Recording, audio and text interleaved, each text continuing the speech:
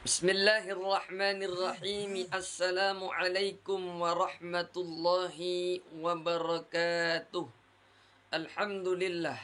Alhamdulillahi rabbil alamin.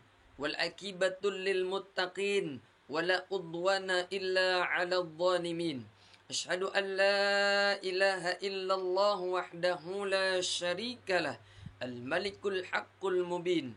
وأشهد أن سيدنا ونبينا محمدا عبده ورسوله الصادق وعد الأمين فقد قال الله تعالى في كتابه الكريم وهو أصدق القائلين أعوذ بالله من الشيطان الرجيم بسم الله الرحمن الرحيم يا أيها الذين آمنوا اتقوا الله ولتنظر نفس ما قدمت لغد wattaqullaha innallaha khabirum bima ta'malun. Wa qala aidan walladzina hum 'anil lagwi mu'ridun. Wa qala Rasulullah sallallahu alaihi wasallam atau kama qala Rasulullah sallallahu alaihi wasallam ittaqillaha haitsuma kunta wa atbi'is sayyi'atal hasanata tamhuha wa khaliqin nasa bi khuluqin hasanin. Wa qala aidan min husnil Islam al-mar'i tarkuhu ma la ya'ni. Subhanaka la ilma lana illa ma 'allamtana innaka antal alimul hakim. Rabbi shrah li sadri wa yassir li amri wahlul 'uqdatam min lisani yafqahu qawli. Sahabat yang dimuliakan Allah, tidak ada ungkapan yang paling indah, ucapan yang paling utama mengawali kegiatan yang sangat mulia selain daripada bersyukur kepada Allah Subhanahu wa taala yang telah memberikan beraneka ragam nikmat dari ujung kepala hingga ujung kaki. Maka Allah Subhanahu wa taala menegaskan di dalam Al-Qur'anul Karim, A'udzu billahi minasyaitonir rajim, wa in ta'uddu ni'matallahi la tuhsuha. Dan apabila manusia menghitung-hitung terkait dengan nikmat Allah, maka tidak akan pernah terselesaikan. Kenapa demikian? Karena begitu banyaknya, begitu luar biasanya nikmat yang Allah berikan kepada manusia pada umumnya.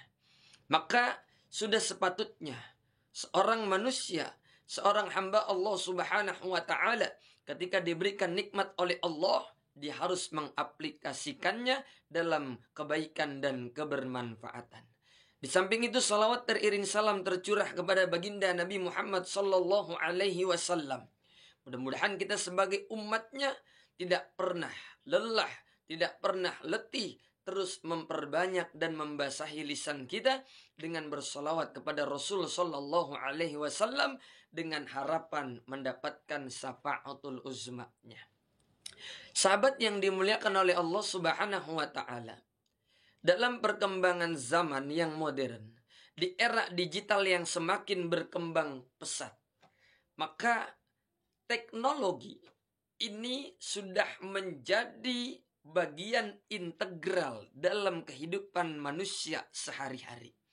Di mana seseorang ketika dia bekerja, ketika dia melakukan aktivitas, maka tidak terlepas daripada kecanggihan teknologi yang berkembang pada masa sekarang.